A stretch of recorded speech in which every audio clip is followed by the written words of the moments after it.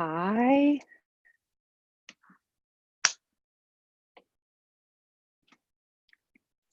welcome day 2 of our Masterclass Clean Slate for 2020. Welcome. There we are. We're happy you're here. Day 2 of creating a clean slate for 2020. How are you? Welcome back. Thank you for joining. I acknowledge you for taking the time out of your busy schedules to be here today. I love the hearts, the thumbs up. Thank you. Keep them coming. So I'm curious, what did you get from yesterday? First of all, did you do your homework? Did you make a decision? Did you start to find out more about the beliefs that you have?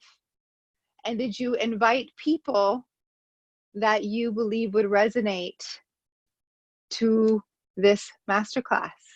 Did you take that seriously? I know quite a few of you did, because we had 300 and something invites to the group, which is amazing. Thank you. It's a lot of good put out there. Share your ahas. I'd love to hear what you thought as others join. How did it feel to do that writing? And if you're new, if you're joining and this is day 1 for you, I actually recommend going back and listening to day 1. And you can stay if you're comfortable. You're going to get really great stuff from today. And the replays will be available all month long. So let's get started, because yesterday we talked about your program and why it's important, like why we carry this baggage into the new year and why it is super important to let go of the past. The truth is the past is no indication of what you're capable of achieving. And a lot of the times in business or school, we actually were taught to take a look at, what areas we do well and have that dictate how we move into our future. And what I know for sure, for truth, is that what you've accomplished or not accomplished in the past has nothing to do with what you're capable of in the future. Nothing at all. And Bob just called me about 10 to 9, and my mentor, Bob Proctor, and he was talking to me about this year, about exactly what we're chatting with. And he said that is one of our biggest problems in society. Think about this: when you are in school, in grade school, and you got a certain grade on a math test or on your report card, and let's say it's a C. Now, and your teacher says, oh, well, Sarah isn't that great at math. She's not strong in math.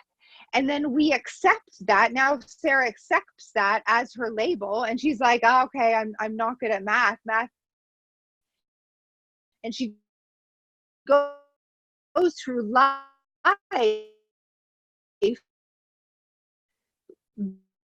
be able. It was just rep that load and be.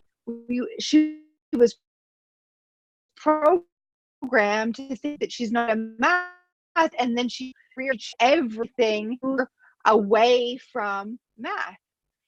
And the reality is it's not true. And we call that the report card syndrome, actually. And how it shows up in your adult life is, it could be in the sales. Now you're in a sales position for a company and your sales aren't that great, and you believe that that's going to be just the way it is. Okay, well, I'm not that good at sales. Or maybe it's your bank account. You take a current look at your bank account and you say, well, now I can't afford that trip. And we start making decisions based on our present results or our past results. And that is a mistake. we have to cut that off and really draw a line in the sand and say, no, I'm in charge. What do I want? And for some of you, making this decision that I asked you to make yesterday will be the first time in your life that you've actually truly made the decision, for some of you, to go after what you want. No kidding, go after what you want. And others, you've done it before and you're now doing it again. I'm asking you to do it again. So wherever you are in this, that important piece is to make the decision, to draw a line in the sand. And that's really what I was asking you to do yesterday. And now today, you and I are going to cover, we're going to talk about how to clear, what I call clear and cut. So we're going to go through 2019. I'm going to teach you how to remember your year objectively so that you can harvest the good and forget and forgive the rest. And that's the goal of today. And then tomorrow we're going into goals and creation for 2020. And so these 3 steps are super important for you to do them as designed as well. So be coachable, stay open. And we've got the next, 50 minutes or so to run through this. I highly recommend that you take notes today. And as you remember things in your years I'm sharing, write them out. And you're welcome to come back and watch this webinar to help you to know what to do. So like I said yesterday, this exercise is really important, and you can do it at the end of a day, at the end of the week, at the end of a month. Right now, this time of year is transition for many of us. We associate the end of the year to creating something new. So it's an amazing time to do it. And though it's a great habit to do more often. What's important to realize about the paradigm is that as I'm explaining this work, it's gonna be like, that's too much, or I'm not gonna do that, or I don't have to do it like as detailed as what Danielle said. That is your program. And let me be very clear. If you transition into 2020 and do nothing different, you cannot expect something different. It's not positive or negative, because it just is the way it is. But let's be honest, nothing will change. Nothing will change. You're fooling yourself, and most people fool themselves, me included. I was fooling myself. Do not be that person that fools themselves any longer. Be honest. So it is going to take something for you to do this. And what I also know to be true is leaders, any successful person, makes decisions now for 2020. They've made a decision now for 2020. You're going to need to make those same decisions. You're going to need to get help, get support, always be learning now, and you'll need to make that decision. So what we're doing today is you are going to role play in your mind, out on paper, I think pen to paper, your year 2019, month to month, almost day to day, sometimes week to week. And you're going to get a clear picture of what your year was like versus right now, when we have a lot of things going on, we have a confused mind, and a confused mind attracts confusing things to our life. So you're going to get clear and create clarity through this exercise and create order in your mind about 2019, and order is heaven's first law.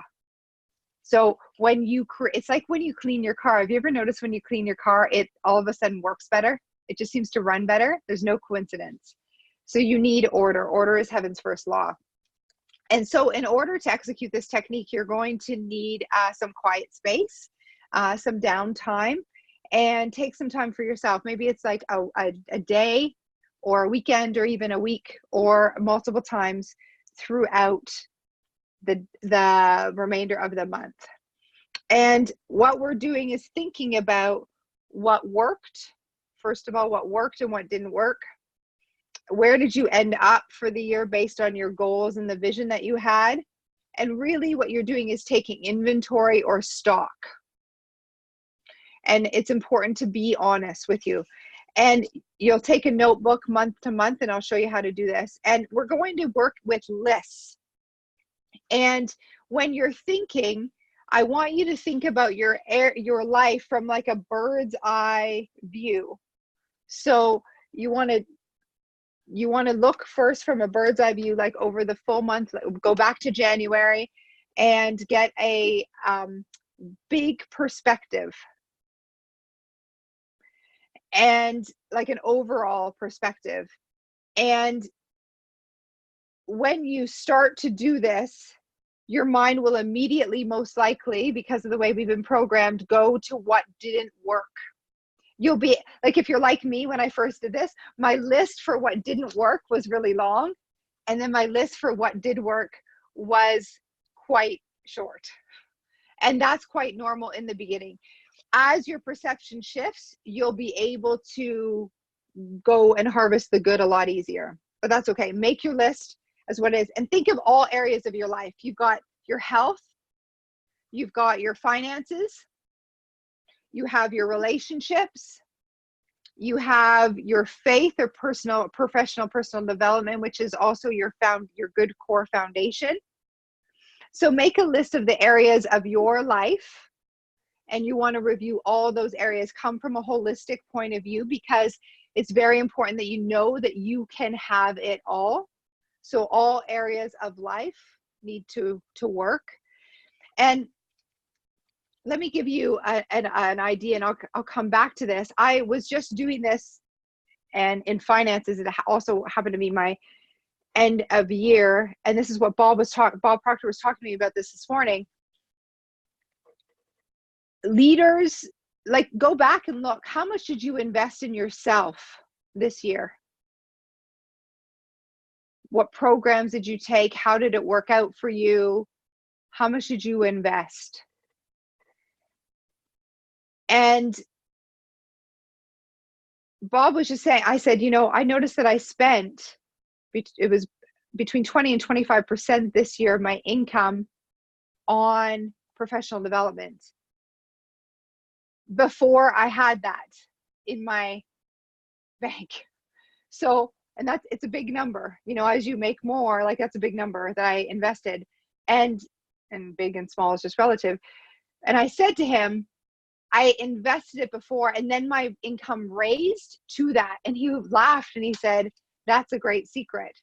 You should expect an ROI of about, 3, 5, 10%, depending on, 30, 300, 3x, 5x, 10x. And I thought, wow, that is something that most people aren't doing, is they aren't investing before they have the money. They say, I'll do that when. And he said 20 to 25% is what you'll see leaders investing. So anyway, it came to me as I was doing my own clearing and cutting, so that I could have a clean slate for 2020. I was doing my own work, and then I had a conversation with him. I thought I'd bring it up here. So what you're doing is you're going to go back and literally take your notebook, like I've got a notebook like this, and you're going to write January at the top. And then you'll make an X, a line down your paper like this, and a line at the top. And I would say on the left, you're going to write what worked. And then on the right side, so then you'll start to write your list. And I go through, I get my calendar, and I'm reminded at the top of my 5 areas of my life, my foundation, my faith, my relationships, my finances, and my health. And you're going to go through your calendar, sometimes day by day, week by week. I just look at my calendar, what was happening, and I look at all the events and what worked. And then the next page, and some of you might find it easier to say what didn't work first.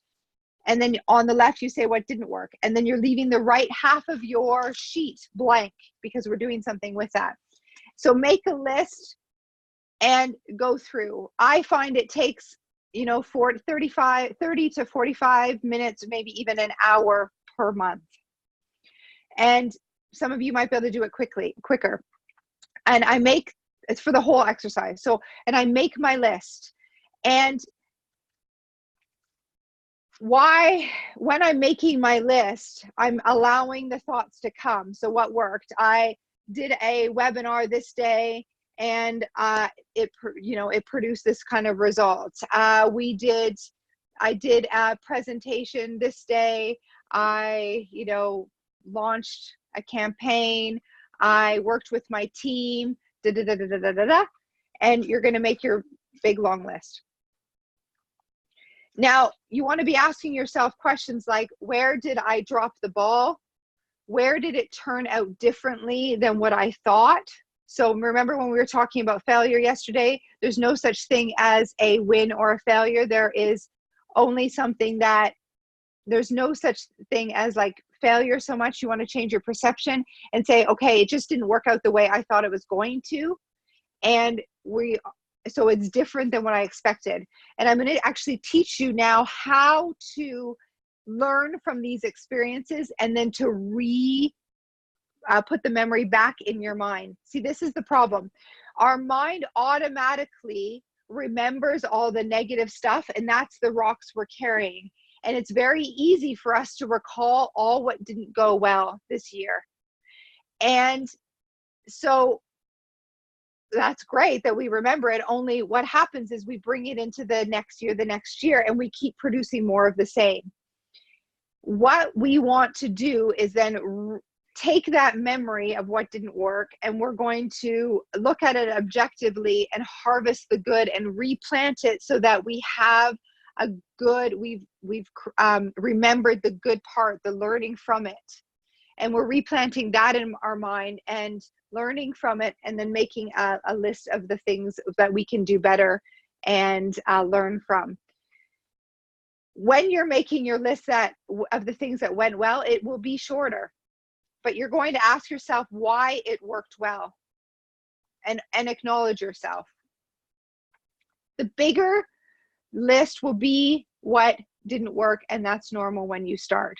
Why is that normal? Because our mind has a tendency to remember and look for what's missing, what's wrong. That is part of our programming that I was teaching yesterday. And know that you can train your mind to harvest the good, to look for the good naturally, and look for the positive. Have you noticed those people when you start talking about a situation and immediately they talk about why it's not going to work? Those people are programmed to be negative, and it shows up in their everyday conversations. So they're constantly looking for what didn't work. And if that's you, I'd highly recommend that you decide today to stop that. And instead, in your day-to-day tasks, and it starts with this exercise, you put a dot on your phone or post-it notes even though your mind is trained to look for what's missing, you can see it and you don't speak it. Instead, you notice and then say, oh my goodness, what is working? How can this happen? The truth is, it never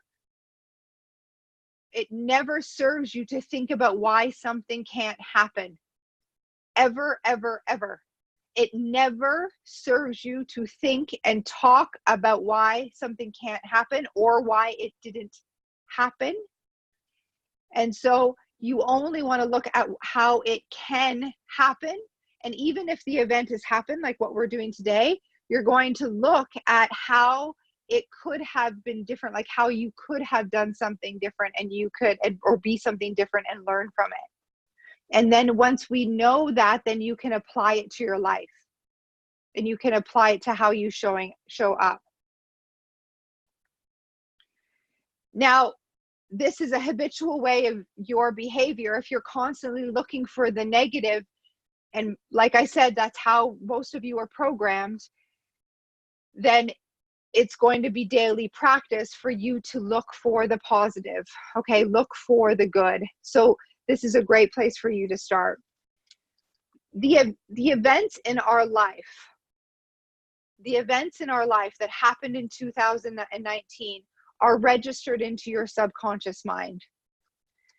Actually, the events that happen throughout your life are registered. And when we want to go out and do new things, so you could create your goal for 2020, it's our subconscious mind's job to look back in our memory and to see if we can do it or not. It remembers the bad first. And it does that because it wants to keep us safe. See, the subconscious mind's job is to keep you safe. And so it doesn't want you to go out and do something that there's no evidence whether or not you can do it. And that's just the way the subconscious mind works, and it's not truth. But we have been programmed to listen to that little voice and the memories of whether or not we can do it. And that, I just went and told you that the past is no indication of what's possible. And all science proves this. I've proven it in my own life. So your subconscious mind uses its memory to go, well, I plan to 10x my income in 2020. And your mind will be like, well, Danielle, like, who do you think you are? Like, da da da da da. No one's ever done that before. La la la la la. You can't do that because X, Y, and Z. And it pulls these memories, and then my thoughts confirm that voice. It's evidence to confirm that voice about why I can't do it. And then I get afraid of making a fool of myself and caring what other people say, and I get stopped, and I don't take the action. And I retreat on my goal. And I say, well, I did want to do that. And you know what? I'm okay if I just promote one level this year, or whatever it is for you. But it's all just crap. It's just the way the subconscious mind works to keep us safe. So it's important to understand that. I'm going to give you an analogy that really helped me from one of my mentors. It's an analogy of the subconscious mind. I want you to think about it like a warehouse. Your subconscious mind is like a big warehouse, a big empty building. And this warehouse has a doorkeeper, a gatekeeper. And the gatekeeper sits right at the front door of this warehouse, which is like our subconscious mind.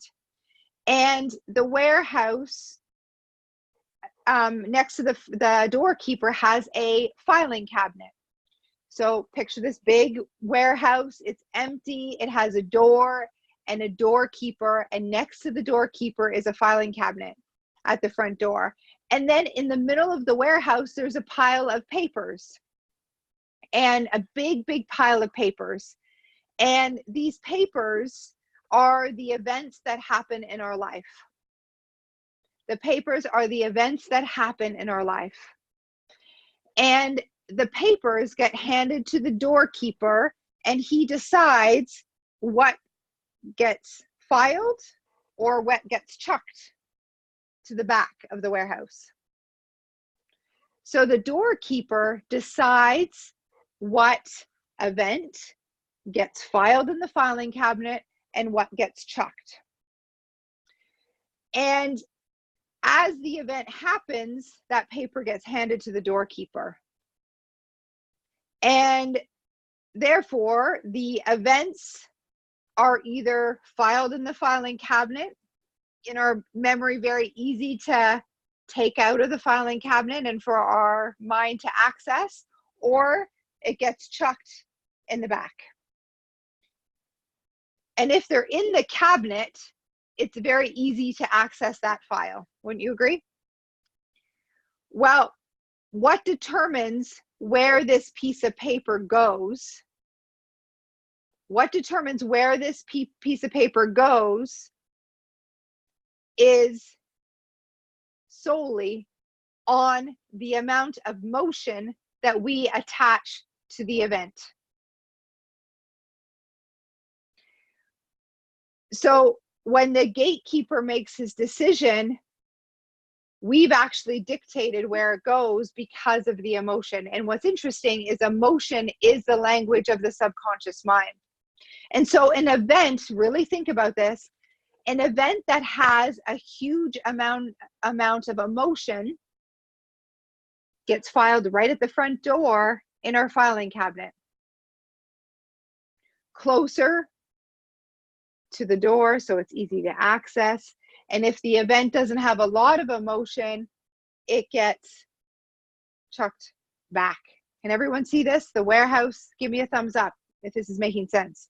I really want you to understand this analogy, because as you're doing your exercise for 2019, it's important to understand why it's easier to recall the negative things in life. Because think about this.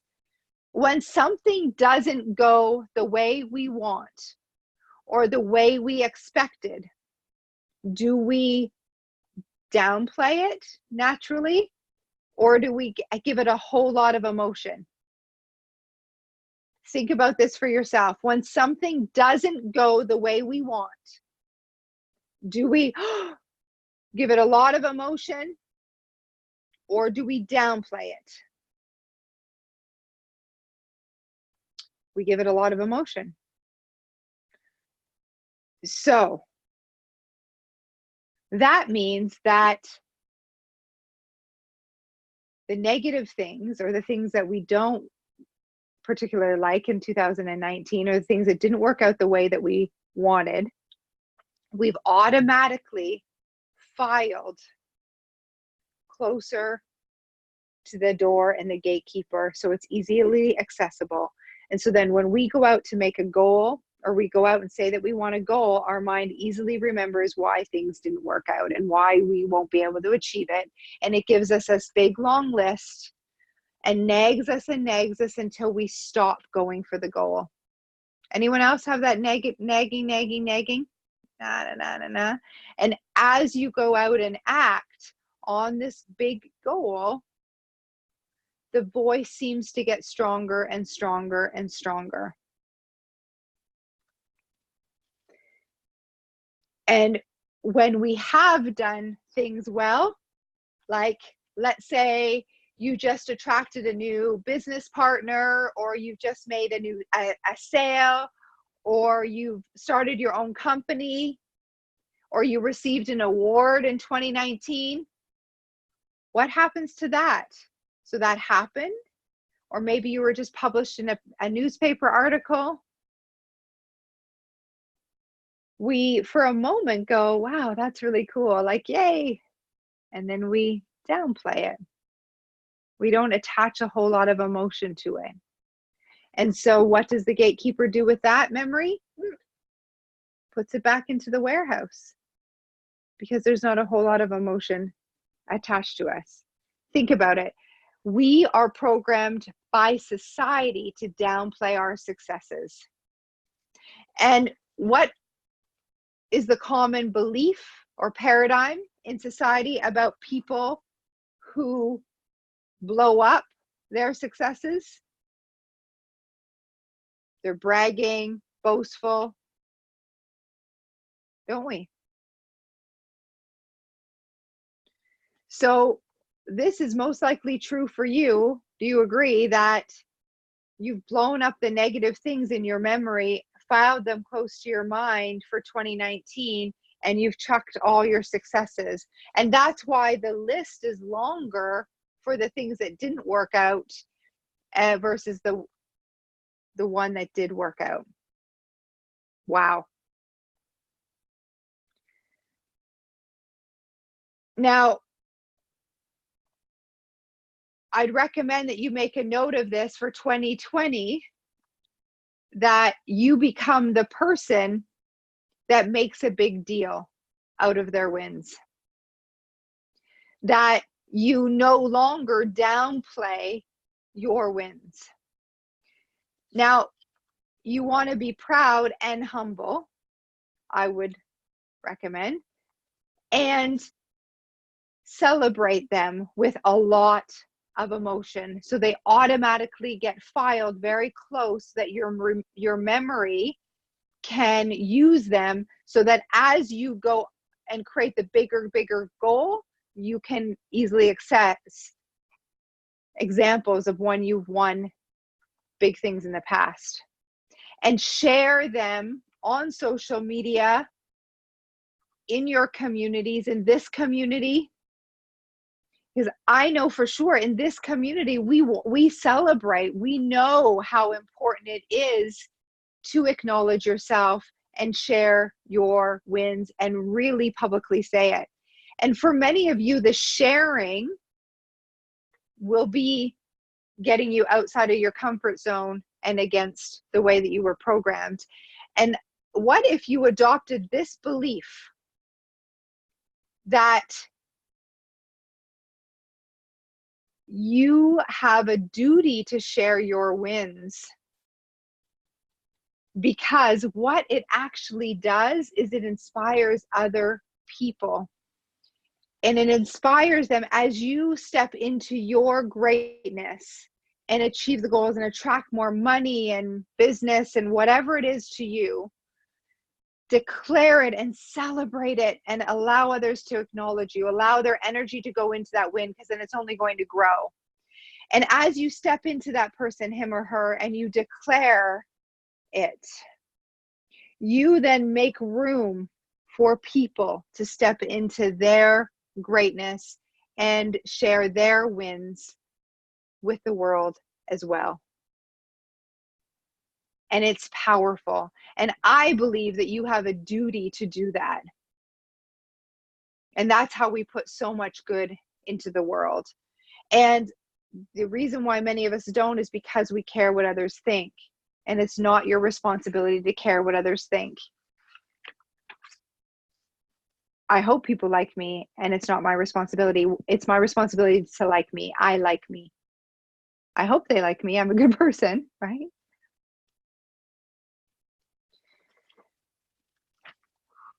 Let's look at where this paradigm or program from society came from quickly. What happened when you were a kid when you did something great? Comment in the group. What happened when you were a kid?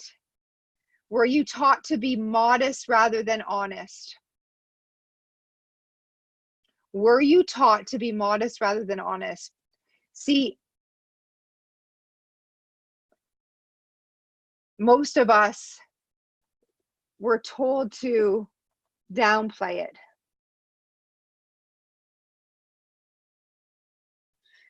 No one acknowledges themselves. Very few people acknowledge themselves. And that's the reason why most of us don't share very easily. I was talking to a woman, Karen, yesterday, and she, for the first time, declared that she's a millionaire. And in her family, talking about money is taboo. You don't talk about your success. You don't talk about the money you've earned. And when she declared it, she had so much fright and anxiety. And as soon as she declared it from a place of love and humble and yet like inspiring, a place of being inspiring, she said it felt like this whole weight fell to the ground. And what happened was is she dropped the idea or the belief that she had to be someone different for her family. And that was just a belief that she accepted as a young child. And as soon as she let it go, because it was a belief that wasn't going to serve her for 2020, as soon as she let it go, she felt so free. And instead, she started sharing about what got her the success, which is our work. She's in this work, that she started feeling like, wow, I can really make a difference for other people just by being me.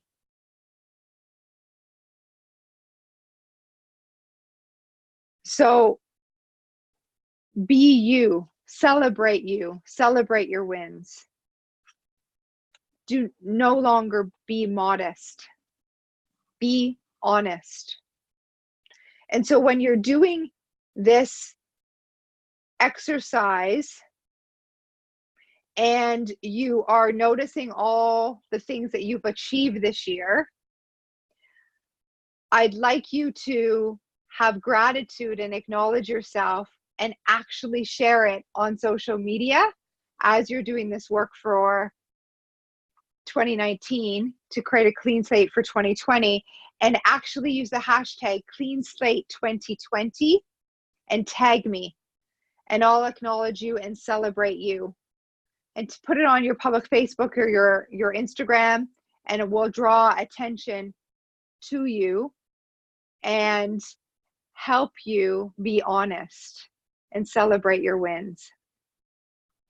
And go to gratitude and perhaps even screenshot when you're seeing it, like, oh my goodness, I'm creating a clear slate for 2020, and look what I did in February. Look what happened in February. I'm so grateful for the month of February, for my team, my clients, and acknowledge yourself and the people involved. Put a cause into the world to create more and more good. Who's up for that challenge? And the person and everyone that does that, we're going to actually do a surprise and everyone that does it, you're going to put your name into a draw every time you tag. That's why it's important that you tag me, so that I can see it and repost it. And if you don't see me repost it, tag me again. And I will put you in a draw, and you're going to win a free program from me, a free mindset program. And I'm going to coach you for free as my gift to move you into 2020. How does that sound? So your paradigm will want to stop you. Let me tell you, your program will want to stop you, because it will tell you, oh my goodness, you're being boastful. You could oh, you can't say it like that. Yes, you can. It's time that you acknowledge your strengths. It's time that we acknowledge. So let's go back to this list and how you're going to go back month to month. So when you go back and you look at what didn't work well, you're going to make that list and ask, what can I learn from it? So like, what could I improve? And you're going to make, on the other side of your paper, you're going to make some notes. Where could I improve and where can I take responsibility? Then I want you to take that event that didn't work out as well as you wanted. So let's say for me, I did a social media launch in February, and it didn't work out the way that I wanted, because my goal was, let's say, 1,000 subscribers, and I got 200. And so there was a discrepancy of between what I wanted and what actually happened. What I learned was that I could have on the back end created more engagement, I could have showed up with more energy. So I make a few lists, and then I register this in my mind and on paper for me to be different the next time I show up in a strategy like this. And then what you want to do is harvest the good from that event. So what can I acknowledge? Even though quote unquote, we said, okay, well, that didn't work, it was a failure. What can I acknowledge myself for, so that I can now learn from it and then replant that memory with emotion in my filing cabinet as a good memory? So, okay, well, I just learned that I need more energy on my Facebook Lives. I just learned that we need to do back-end support for this strategy. And what I did do well is I showed up for the first time on social media live, and I broke through that fear. And I really acknowledge you, Danielle, that you did that, and it was a big jump for you. And I'm so proud of you for getting outside of your comfort zone and sharing your story that way for the first time. And what I'm thinking about was the first time that I shared the story about how much money I was in debt. And it was really emotional for me and really hard to share, because I had family and friends that were watching the video at that time. And so when I go back now and I think of that launch, I harvest the good from it. And I then acknowledge myself and I replant the memory of that social media webinar in my mind as the good, at what I acknowledge myself for, with emotion, and I get emotionally connected to it. Then I go on to the next thing that I say, well, it didn't work out as well as I wanted. Well, in March, my sales were 5,000 less than what I wanted. Okay. So then I go through the same process. Where can I learn? Then what can I acknowledge myself for and attach emotion to harvest the good? And I write it out and I do that sort of event by event in the month. And I do it for like the, you know, the events that I remember. And that's why I have a calendar, because I sort of look at my weeks and I say, okay, well, this happened, this happened, this happened. And then so I've got 2 lists for what didn't work, right? And then I have what I learned, and I might make some notes of where maybe I want to get a little bit more education or support from my mentor, or and then acknowledge myself for what I did. So I refiled that memory in my mind with lots of emotion around what went well. And then when I go to take another step out, my subconscious mind remembers that event and remembers what I did well, rather than what went wrong. Then what you're doing is you're going to go to the other side of what worked for you in the month, and you're going to attach more emotion to it. So really hype it up, like, yes. And that's where the acknowledgement comes in, and sharing on social media. What worked? Like, this is what I did. I crushed it in February. I attracted 10 new business partners in my business, and I downplayed it. No, that is incredible. And this is how it feels. And I really, I'm really proud of myself. And you're going to upplay it. And so that then what happens, you're attaching a lot of emotion, and then all your wins also get stored in the filing cabinet by the gatekeeper right by the front door. And now the mind not only is able to pick up files of where you've learned from any obstacles or challenges or things that didn't work, and it harvests the memories of all the times it worked well. And so then when you go out and go to take action towards this big goal in 2020, you've got lots of amazing reasons why it's going to work. Now, will you still have that little voice? Yeah. And you're going to no, that's interesting. That's interesting that you're saying that. I've got all this evidence why I can achieve it. And as we practice that, you're going to get stronger and stronger and stronger.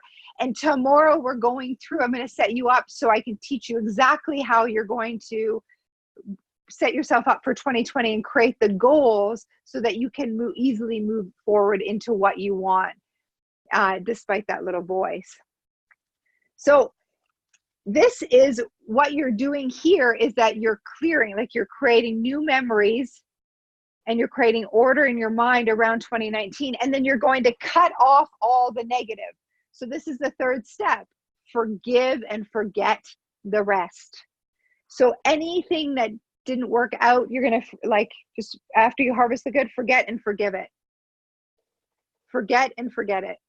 And what's interesting now, the subconscious mind has that proof, like I said, to go into the new season so that you can do it. And it's going to help you with confidence. It's so incredible for your confidence, because you'll go through and you'll be like, wow, I am pretty good. Like, I am pretty good. Wow. And it's also going to give you tools and ideas to move forward and commit to in 2020. And you'll write that down, and we're going to actually use that tomorrow. When I teach you how, for the next step, you're going to use some of that, because it will become more clear what actions you can take to become better and what ideas you'll get. Isn't this exciting? What might happen for some of you is go, oh my goodness, that sounds like too much work. I can't do that. I'm out. See ya. That is your paradigm. That is your program. It's trying to keep you safe. Don't fall for it. It's a con artist. This work is what all successful leaders are doing. And based on this work that they're doing, they're making a clearly defined decision of what they're achieving in 2019, and they're jumping in to it now.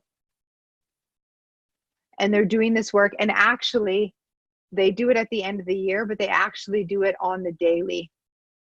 They clear and cut at the end of every day. What I just said, what worked, what didn't work, where can I improve, how can I harvest the good and forget and forgive the rest? And they go into their new day, the next day, committed.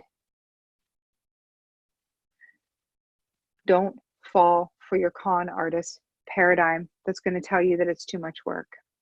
I'm doing it right side with you and commenting in the group about what I'm doing, and I'll pop in there often from Mexico next week as I share what I'm learning.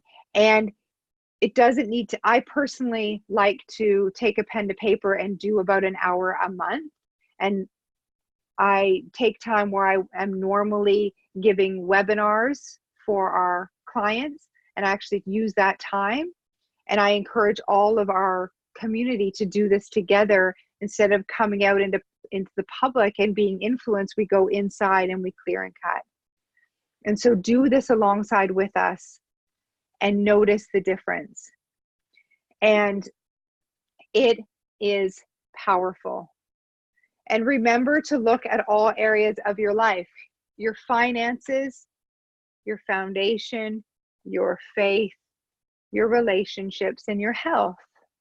Okay. And so, and the finances and is your like work, right? Your business.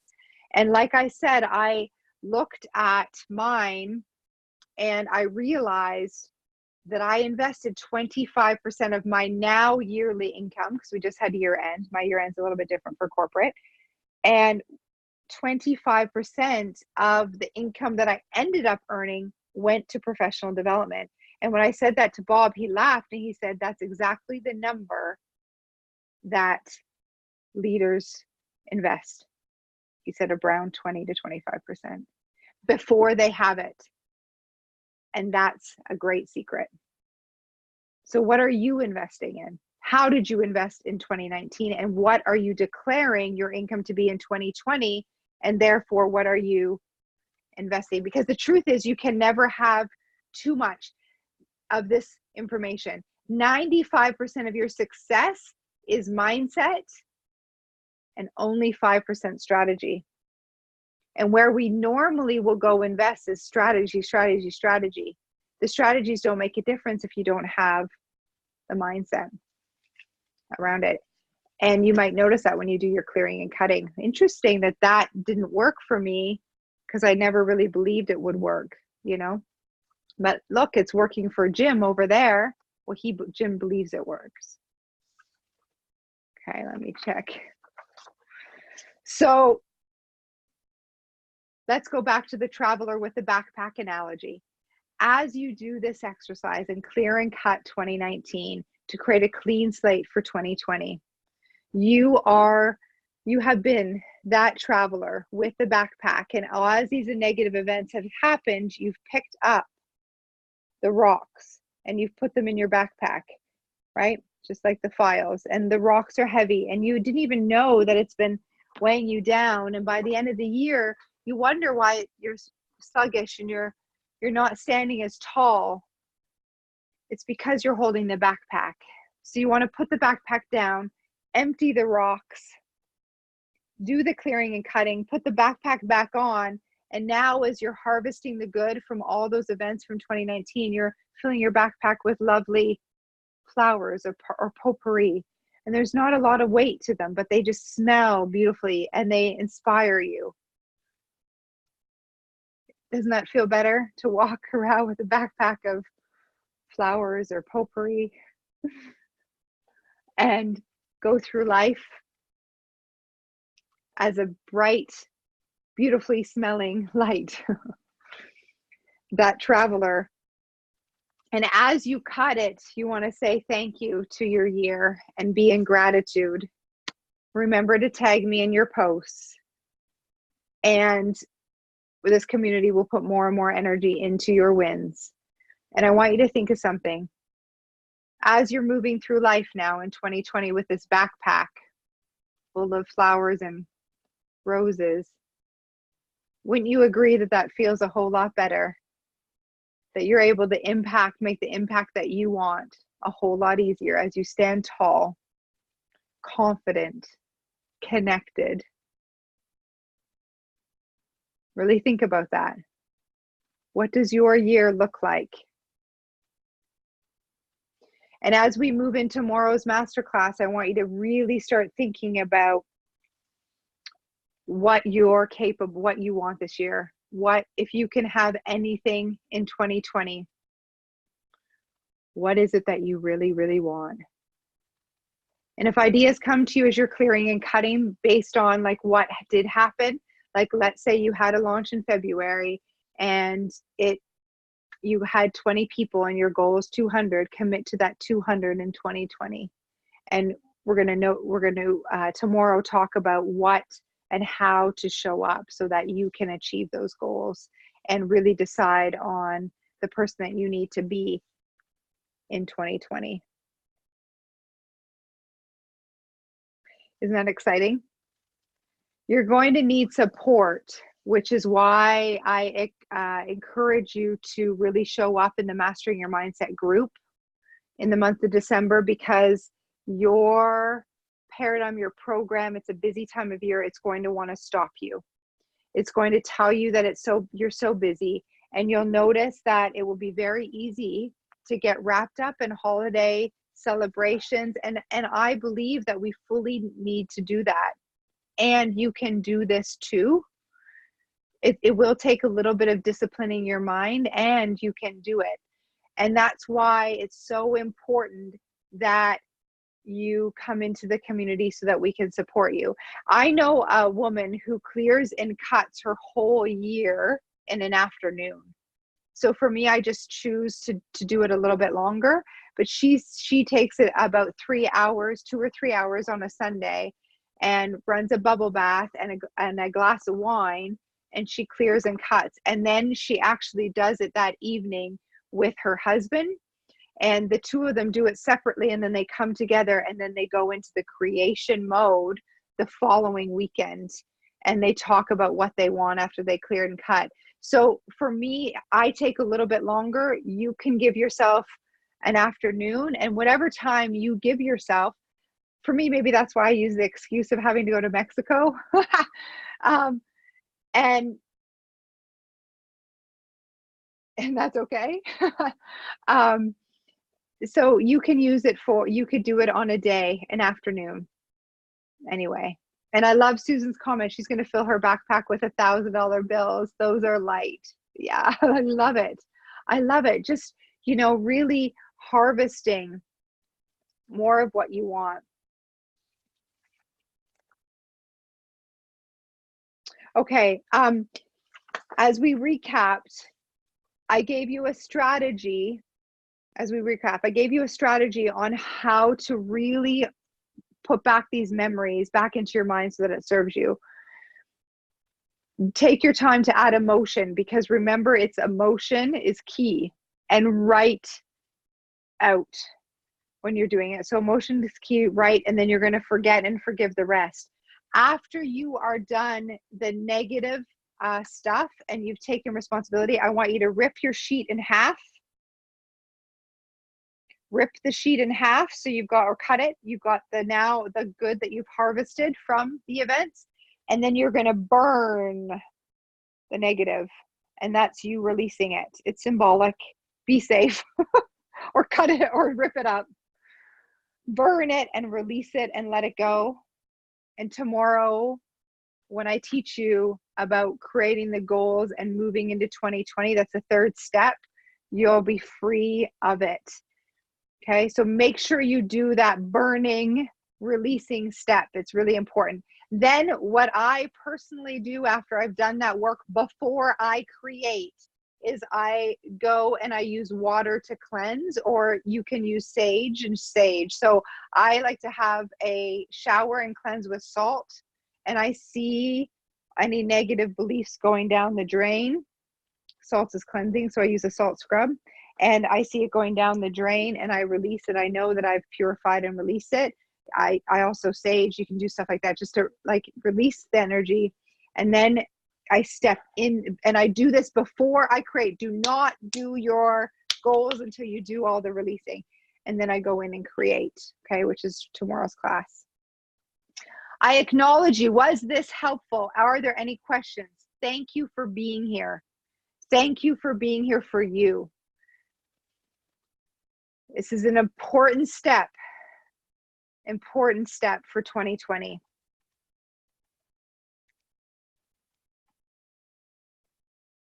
Okay. If you have questions as you're doing it, show up in the group. Remember to tag me, use Clean Slate 2020 and tag at Danielle Amos so that I can see it and reshare it and enter you into the prize for a free program for 2020. So obviously the more shares, the more ballots. So get out there and harvest the good. And I look forward to tomorrow where I teach you, where you and I are going to talk about how to create the goals and to really create something big for yourself so that you can walk into that person with a goal achieved and no longer get stopped by limiting beliefs, your circumstances, or the other people around you. I'm excited. So with that, we'll see you tomorrow. Remember your homework. And for those of you that didn't do homework from day one, do that. Add people to this group if it's resonating. Imagine your whole community of people that are clearing and cutting and acknowledging themselves. What a great feeling that is. So share this. Great. Okay. Expect abundance. See you tomorrow at 10 a.m., same time, same place. Have a wonderful day.